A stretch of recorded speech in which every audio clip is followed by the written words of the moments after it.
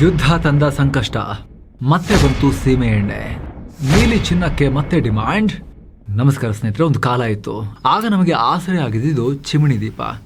ತುಂಬಾ ಜನಕ್ಕೆ ಚಿಮಣಿ ದೀಪವೇ ಬೆಳಕಿನ ದಾರಿ, ಇನ್ಕ್ಲೂಡಿಂಗ್ ಮೀ, ನನ್ನನ್ನು ಕೂಡ ಸೇರಿದ ಹಾಗೆ. ಆಲ್ಮೋಸ್ಟ್ 10ನೇ ಕ್ಲಾಸ್ ತನಕ ಕೂಡ ಕರೆಂಟೇ ಇಲ್ದಿರುವಂಥ ಸಿಚುವೇಶನ್ನಲ್ಲಿ. ಇನ್ನು ಕೆಲವರಿಗೆ ಕರೆಂಟ್ ಆವಾಗ ಪದೇ ಪದೇ ಹೋಗ್ತಾ ಇತ್ತು, ಕರೆಂಟ್ ಇರೋದೇ ಅಪರೂಪ, ಅದು ಹೋದ ತಕ್ಷಣ ಚಿಮಣಿ ದೀಪ ಹಚ್ಚಿ. 90s ಕಿಡ್ಸಿಗೆ ಬಹುತೇಕ ಜನರಿಗೆ ಇದ್ರ ಬಗ್ಗೆ ಅರಿವಿರುತ್ತೆ, ಅದರಲ್ಲೂ ಕೂಡ ಗ್ರಾಮೀಣ ಭಾಗದವರಿಗೆ. ಜೊತೆಗೆ ಒಲೆ ಊದೋಕ್ಕೂ ಕೂಡ ಕಿಚ್ಚನ್ನು ಹತ್ತಿಸ್ಲಿಕ್ಕೆ ಬೇಗ ಸೀಮೆ ಎಣ್ಣೆ. ಹಾಗೆ ಸ್ಟವ್ ಕೂಡ ಸೀಮೆ ಎಣ್ಣೆ ಸ್ಟವ್ಗಳು. ರೇಷನ್ ಅಂಗಡಿ ಮುಂದೆ ಗಂಟೆಗಟ್ಟಲೆ ಕ್ಯೂ ನಿಂತು ತರ್ತಾ ಇದ್ದ ನೀಲಿ ಬಣ್ಣದ ಸೀಮೆ ಎಣ್ಣೆ. ರೇಷನ್ ಅಂಗಡಿಯಲ್ಲಿ ಈ ತಿಂಗಳು ಸೀಮೆ ಎಣ್ಣೆ ಇಲ್ಲ ಅಂತ ಏನಾದರೂ ಹೇಳಿಬಿಟ್ಟಿದ್ರೆ ಮನೆಗಳು ಅಲ್ಗಾಡ್ಬಿಡ್ತಾ ಇದ್ವು ಅವತ್ತು. ಅಂತ ಸೀಮೆ ಎಣ್ಣೆ ಒಂದೇ ಸಲ ಮಾಯ ಆಗಿತ್ತು, ಅಪರೂಪದಲ್ಲಿ ಅಪರೂಪ ಆಗೋಗಿತ್ತು. ಯಾಕೆ ಗೊತ್ತಾ? 2016ರಲ್ಲಿ ಬಂದ ಉಜ್ವಲ ಯೋಜನೆ. ಗ್ಯಾಸ್ ಸಿಲಿಂಡರ್ ಮನೆ ಮನೆಗೆ ತಲುಪಿದ ಮೇಲೆ ದೇಶದಲ್ಲಿ ಸೀಮೆ ಎಣ್ಣೆಯನ್ನು ಬಹುತೇಕ ಬ್ಯಾನ್ ಮಾಡಲಾಗಿತ್ತು. ದಿಲ್ಲಿ, ಗುಜರಾತ್ ಸೇರಿ ಬರೋಬ್ಬರಿ 21 ರಾಜ್ಯಗಳಲ್ಲಿ 100% ಕೆರೋಸಿನ್ ಫ್ರೀ ಅಂತ ಸರ್ಕಾರ ಹೆಮ್ಮೆಯಿಂದ ಘೋಷಣೆ ಮಾಡಿತ್ತು. ಆದ್ರೀಗ ದಿಢೀರಂತ ಅದೇ ಸರ್ಕಾರ ಪೆಟ್ರೋಲ್ ಬಂಕ್ಗಳಲ್ಲಿ ಮತ್ತೆ ಅಧಿಕೃತವಾಗಿ ಸೀಮೆ ಎಣ್ಣೆಯನ್ನು ಮಾರಾಟ ಮಾಡೋದಕ್ಕೂ ಕೂಡ ಗ್ರೀನ್ ಸಿಗ್ನಲ್ ಕೊಟ್ಟಿದೆ. ಮತ್ತೆ ಸೀಮೆ ಎಣ್ಣೆ ಯುಗಕ್ಕೆ ಕಾಲಿಡೋ ಸ್ಥಿತಿಯನ್ನು ಇರಾನ್, ಅಮೆರಿಕ, ಇಸ್ರೇಲ್ ಹೊಡೆದಾಡ್ತಿದಾರಲ್ಲ, ಈ ಮಿಡಲ್ ಈಸ್ಟ್ನ ಯುದ್ಧ ಅದು ತಂದಿಟ್ಟಿದೆ. ಹಾಗಿದ್ರೆ ಸರ್ಕಾರ ಹೇಳಿದ್ದೇನು? ಅಷ್ಟಕ್ಕೂ ಸೀಮೆ ಎಣ್ಣೆ ಭಾರತದಲ್ಲಿ ಬ್ಯಾನ್ ಆಗಿದ್ದು ಯಾಕೆ? ಅದು ಹೇಗೆ ತಯಾರಾಗುತ್ತೆ?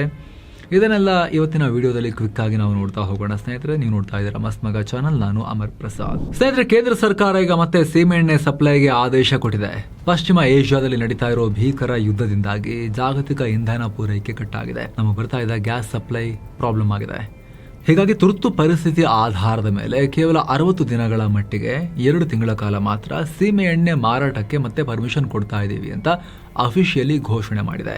ಆದ್ರೆ ಈ ಸಲ ಸೀಮೆ ಎಣ್ಣೆ ನಿಮ್ಮ ಊರಿನ ರೇಷನ್ ಅಂಗಡಿಗಳಲ್ಲಿ ಸಿಗಲ್ಲ, ಬದಲಾಗಿ ಕೇವಲ ಆಯ್ದ ಪೆಟ್ರೋಲ್ ಬಂಕ್ಗಳಲ್ಲಿ ಮಾತ್ರ ಮಾರಾಟ ಮಾಡೋಕೆ ಆದೇಶ ಕೊಡಲಾಗಿದೆ. ಅದು ಕೂಡ ಎಲ್ಲ ಬಂಕ್ಗಳಲ್ಲೂ ಅಲ್ಲ, ಕೇವಲ ಸರ್ಕಾರಿ ಸ್ವಾಮ್ಯದ BPCL ಮತ್ತು HPCL ನಂತ ಪೆಟ್ರೋಲ್ ಬಂಕ್ಗಳಲ್ಲಿ ಮಾತ್ರ ಈ ಜವಾಬ್ದಾರಿಯನ್ನು ಕೊಡಲಾಗಿದೆ. ರೂಲ್ಸ್ ಎಷ್ಟು ಕಟ್ಟುನಿಟ್ಟಾಗಿದೆ ಅಂತ ಹೇಳಿದ್ರೆ, ಒಂದು ಇಡೀ ಜಿಲ್ಲೆಗೆ ಕೇವಲ 2 ಪೆಟ್ರೋಲ್ ಬಂಕ್ಗಳಲ್ಲಿ ಮಾತ್ರ ಸೀಮೆ ಎಣ್ಣೆ ಕೊಡ್ತಾರೆ ಮತ್ತು ಆ ಪ್ರತಿ ಬಂಕ್ನಲ್ಲಿ ಗರಿಷ್ಠ 5,000 ಲೀಟರ್ ಮಾತ್ರ ಸ್ಟಾಕ್ ಇಡಬೇಕು ಅಂತ ಲಿಮಿಟ್ ಅನ್ನ ಕೂಡ ಫಿಕ್ಸ್ ಮಾಡಲಾಗಿದೆ. ಈ ಹಿಂದೆ ಯಾವ 21 ರಾಜ್ಯಗಳು ಮತ್ತು ಕೇಂದ್ರಾಡಳಿತ ಪ್ರದೇಶಗಳನ್ನ 100ಕ್ಕೆ 100 ಸೀಮೆ ಎಣ್ಣೆ ಮುಕ್ತ ಅಂದ್ರೆ PDS SKO ಫ್ರೀ ಅಂತ ಘೋಷಣೆ ಮಾಡಲಾಗಿತ್ತು, ಮತ್ತೆ ಅದೇ 21 ರಾಜ್ಯಗಳಲ್ಲಿ ಸೀಮೆ ಎಣ್ಣೆ ವಿತರಣೆ ಶುರುವಾಗಿದೆ.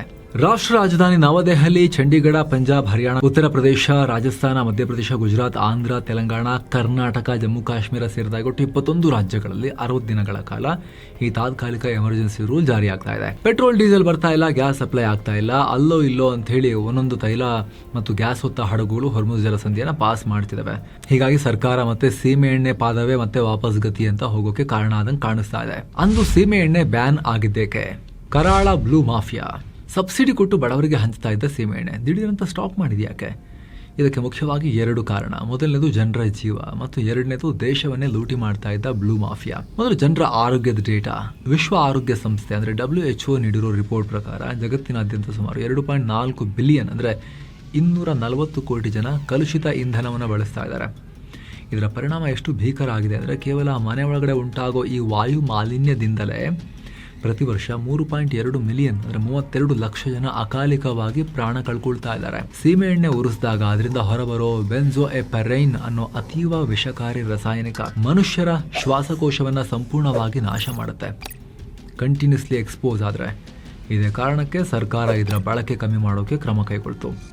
ಅದು ಹೇಗೆ? ಬಡವರ ಮನೆಗಳಲ್ಲಿ ಉಚಿತವಾಗಿ ಗ್ಯಾಸ್ ಸಿಲಿಂಡರ್ ತಲುಪಿಸುವ ಉಜ್ವಲ ಯೋಜನೆ. 2016ರಲ್ಲಿ ಕೇಂದ್ರ ಸರ್ಕಾರ ಮಹತ್ವಾಕಾಂಕ್ಷೆಯಿಂದ ಪ್ರಧಾನಮಂತ್ರಿ ಉಜ್ವಲ ಯೋಜನೆಯನ್ನು ಜಾರಿಗೆ ತಂತು. ಮೋದಿ ಸರ್ಕಾರದ ಮಹತ್ವಾಕಾಂಕ್ಷೆ ಸ್ಕೀಮ್ ಇದು. ಅಂದಿನಿಂದ ಈ ವರ್ಷದ 2026ರ ಮಾರ್ಚ್ ಹೊತ್ತಿಗೆ ಬರೋಬ್ಬರಿ 10.56 ಕೋಟಿಗೂ ಅಧಿಕ ಉಚಿತ ಗ್ಯಾಸ್ ಕನೆಕ್ಷನ್ಗಳನ್ನ ಕೊಡಲಾಗಿದೆ. ಒಂದು ಕನೆಕ್ಷನ್ ಒಬ್ಬ ವ್ಯಕ್ತಿ ಅಂತ ಅನ್ಕೊಳಕ್ ಹೋಗ್ಬೇಡಿ, ಒಂದು ಮನೆ ಅಂತ ಅನ್ಕೊಳ್ಳಿ.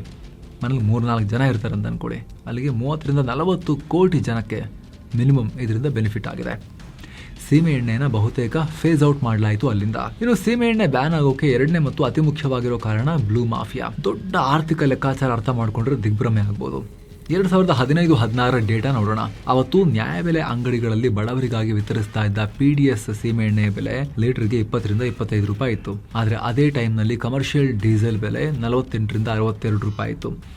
ಅಂದ್ರೆ ಇವೆರಡರ ನಡುವೆ ಸುಮಾರು 30-35 ರೂಪಾಯಿ ಗ್ಯಾಪ್ ಇತ್ತು. ಇದನ್ನೇ ಬಂಡವಾಳ ಮಾಡಿಕೊಂಡ ದೊಡ್ಡ ದೊಡ್ಡ ಮಾಫಿಯಾಗಳು ರೇಷನ್ ಅಂಗಡಿಗಳಿಗೆ ಹೋಗಬೇಕಾಗಿದ್ದ ಅಗ್ಗದ ಸೀಮೆಎಣ್ಣೆಯನ್ನ ಮಧ್ಯದಲ್ಲೇ ಹೈಜಾಕ್ ಮಾಡ್ತಾ ಇದ್ರು. ನೇರವಾಗಿ ತಂದು ಡೀಸೆಲ್ನಲ್ಲಿ ಮಿಕ್ಸ್ ಹೊಡಿತಾ ಇದ್ರು.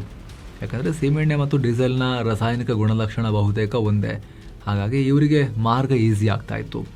ಇದರಿಂದ ವಾಹನಗಳ ಎಂಜಿನ್ ಹಾಳಾಗ್ತಾ ಇತ್ತು. ಆದರೆ ಮಾಫಿಯಾದವರಿಗೆ ಸಿಕ್ಕಾಪಟ್ಟೆ ಲಾಭ ಆಗ್ತಾ ಇತ್ತು. ಪರಿಸರ ಇನ್ನಷ್ಟು ಮಲಿನ ಆಗ್ತಾ ಇತ್ತು. ಸೀಮೆ ಎಣ್ಣೆ ತಯಾರಾಗೋದು ಹೇಗೆ? ವಿಮಾನಕ್ಕೂ ಇದೇ ಇಂಧನ. ಸೀಮೆ ಎಣ್ಣೆಯನ್ನ ಕೂಡ ಕ್ರೂಡ್ ಆಯಿಲ್ ನಿಂದಲೇ ಮಾಡೋದು.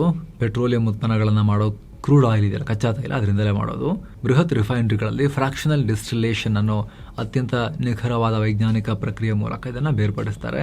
ಬೃಹತ್ ಬಾಯ್ಲರ್ಗಳಲ್ಲಿ ಕಚ್ಚಾ ತೈಲವನ್ನು ಕಾಯಿಸಿದಾಗ ನಿಖರವಾಗಿ 140 ಡಿಗ್ರಿ ಸೆಲ್ಸಿಯಸ್ನಿಂದ 280 ಡಿಗ್ರಿ ಸೆಲ್ಸಿಯಸ್ ಉಷ್ಣಾಂಶದ ನಡುವೆ ನಮಗೆ ಸೀಮೆಎಣ್ಣೆ ಸಿಗುತ್ತೆ. ರಾಸಾಯನಿಕ ಭಾಷೆ ಹೇಳೋದಾದ್ರೆ ಇದರಲ್ಲಿ ಕಾರ್ಬನ್ 9 C9 ನಿಂದ ಕಾರ್ಬನ್ 16 C16 ವರೆಗಿನ ಹೈಡ್ರೋ ಕಾರ್ಬನ್ ಚೈನ್ ಇರುತ್ತೆ. ಇದರ ಡೆನ್ಸಿಟಿ 0.79 ನಿಂದ 0.82 gml ಇರುತ್ತೆ. ಮತ್ತು ಇದರ ಫ್ಲಾಶ್ ಪಾಯಿಂಟ್ ಅಂದ್ರೆ ಬೆಂಕಿ ಹೊತ್ತಿಕೊಳ್ಳುವ ತಾಪಮಾನ 42 ಡಿಗ್ರಿ ಸೆಲ್ಸಿಯಸ್. ಇಲ್ಲೊಂದು ಅಚ್ಚರಿಯ ಫ್ಯಾಕ್ಟ್ ಇದೆ. ನೀವು ರೇಷನ್ ಅಂಗಡಿಯಲ್ಲಿ ತರೋ ಈ ಅಗ್ಗದ ಸೀಮೆಎಣ್ಣೆಗೂ ಆಕಾಶದಲ್ಲಿ ಹಾರೋ ಕೋಟ್ಯಂತರ ರೂಪಾಯಿ ಬೆಲೆ ಬಾಳೋ ವಿಮಾನಗಳಿಗೆ ಬಳಸೋ ಇಂಧನ ಅಂದ್ರೆ ATF ಏವಿಯೇಷನ್ ಟರ್ಬೈನ್ ಫ್ಯೂಲ್ಗೂ ಬಹಳ ಹತ್ತಿರದ ಸಂಬಂಧ ಇದೆ. ವಿಮಾನದ ಇಂಧನ ಕೂಡ ಬೇರೇನೂ ಅಲ್ಲ, ಅದು ಹೈಲಿ ರಿಫೈನ್ಡ್ ಕೆರೋಸಿನ್ ಸೀಮೆ ಎಣ್ಣೆನೆ. ಹಾಗಾದ್ರೆ ಇವೆರಡಕ್ಕೂ ಇರುವ ವ್ಯತ್ಯಾಸ ಏನು ಗೊತ್ತಾ?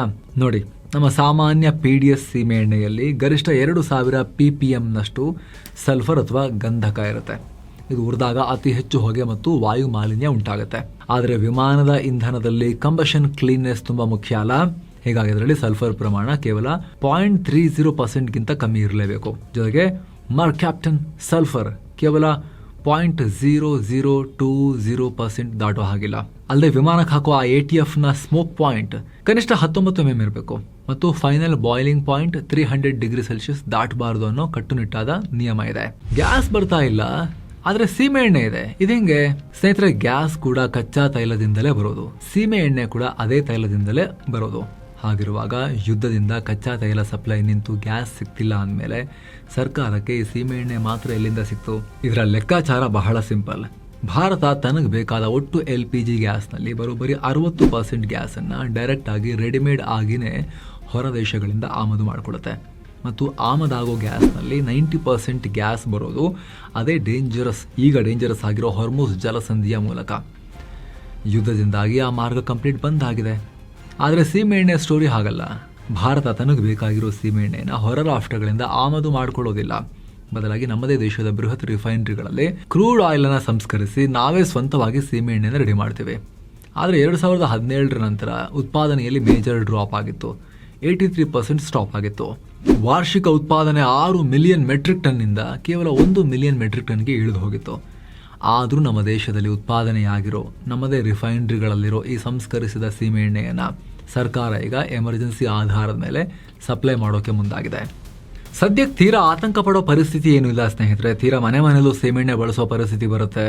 ಆ ಥರದ್ದೇನು ಸಿಚುವೇಶನ್ ಕಾಣಿಸ್ತಾ ಇಲ್ಲ. ಬಟ್ ಸಪ್ಲೈ ಎಲ್ಲದೂ ಇರಲಿ, ಸ್ವಲ್ಪ ಡಿಮಾಂಡ್ ಅಂತೂ ಇದ್ದೇ ಇರುತ್ತೆ. ಸಪ್ಲೈ ಕಮ್ಮಿಯಾಗಿ ಆಲ್ಟರ್ನೇಟಿವ್ ಆಗಿ ಏನಾದ್ರು ಒಂದು ದಾರಿ ಬೇಕು ಅಂತಿದ್ದಾಗ ಸ್ವಲ್ಪ ಲಭ್ಯತೆ ಇರಲಿ ಅನ್ನೋ ಕಾರಣಕ್ಕೋಸ್ಕರ ಈ ರೀತಿ ಮಾಡಿದ್ದಾರೆ. ಸೊ ಈ ಕ್ಷಣಕ್ಕೆ ತೀರಾ ಮನೆಯಲ್ಲೂ ಸೀಮೆಎಣ್ಣೆ ಸ್ಟವ್, ಸೌದೆ, ಚಿಮಣಿ ದೀಪ ಆ ಸೀನೇನು ಬರ್ತಾ ಇಲ್ಲ. ಆದರೆ ಗ್ಲೋಬಲ್ ಕ್ರೈಸಿಸ್ ಟೈಮ್ನಲ್ಲಿ ಪರ್ಯಾಯ ಮಾರ್ಗ ಹುಡುಕಬೇಕಾಗತ್ತಲ್ಲ, ಹಾಗಾಗಿ ಮುನ್ನೆಚ್ಚರಿಕಾ ಕ್ರಮ ತಗೊಳ್ಳಲಾಗಿದೆ. ಇದಕ್ಕೆ ಸಂಬಂಧಪಟ್ಟಂತೆ ನಿಮಗೆ ಏನಿಸುತ್ತೆ ಮಿಸ್ ಇಲ್ಲದೆ ಕಾಮೆಂಟ್ ಮಾಡಿ ತಿಳಿಸಿ. ನಿಮಗೂ ಕೂಡ ಸೀಮೆಎಣ್ಣೆಯ ಎಕ್ಸ್ಪೀರಿಯನ್ಸ್ ಏನಾದ್ರು ಇದೆಯಾ ನೋಡೋಣ. ನಿಮ್ಮ ಸ್ಟೋರೀಸ್ ಕೂಡ ಶೇರ್ ಮಾಡಿ ಸ್ನೇಹಿತರೆ. ಹಾಗೆ ವಿಡಿಯೋ ಕೆಳಗಿರೋ ಜಾಯಿನ್ ಬಟನ್ ಮೂಲಕ ಆಸಕ್ತ ವೀಕ್ಷಕರು ಮಸ್ತ್ಮಗ ಪ್ರೀಮಿಯಂ ಸದಸ್ಯರಾಗ್ಬೋದು. ಆ ಮೂಲಕ ಎಲ್ಲ ಮೆಂಬರ್ ಓನ್ಲಿ ವಿಡಿಯೋಸನ್ನು, ಅದು ಬಿಸ್ನೆಸ್, ಕರೆಂಟ್ ಪವರ್, ಎಕನಾಮಿಕ್ಸ್ನ ಮಿನಿ ಸೀರೀಸ್ ಹಾಗೆ ಹಲವಾರು ವಿಡಿಯೋಗಳ ಅರ್ಲಿ ಆಕ್ಸೆಸ್ಸನ್ನು ಕೂಡ ಪಡಿಬೋದು. ಎಲ್ಲಕ್ಕಿಂತ ಹೆಚ್ಚಾಗಿ ನಿಮ್ಮ ಒಂದೊಂದು ಮೆಂಬರ್ಶಿಪ್ ಕೂಡ ನೀವು ನಮಗೆ ಕೊಡೋ ಅತಿ ದೊಡ್ಡ ಶಕ್ತಿ. ಆಸಕ್ತರು ಚೆಕ್ ಮಾಡಿ. ಮತ್ತೆ ಭೇಟಿ ಆಗ್ತಿರೋಣ ಸ್ನೇಹಿತರೆ. ನಮಸ್ಕಾರ.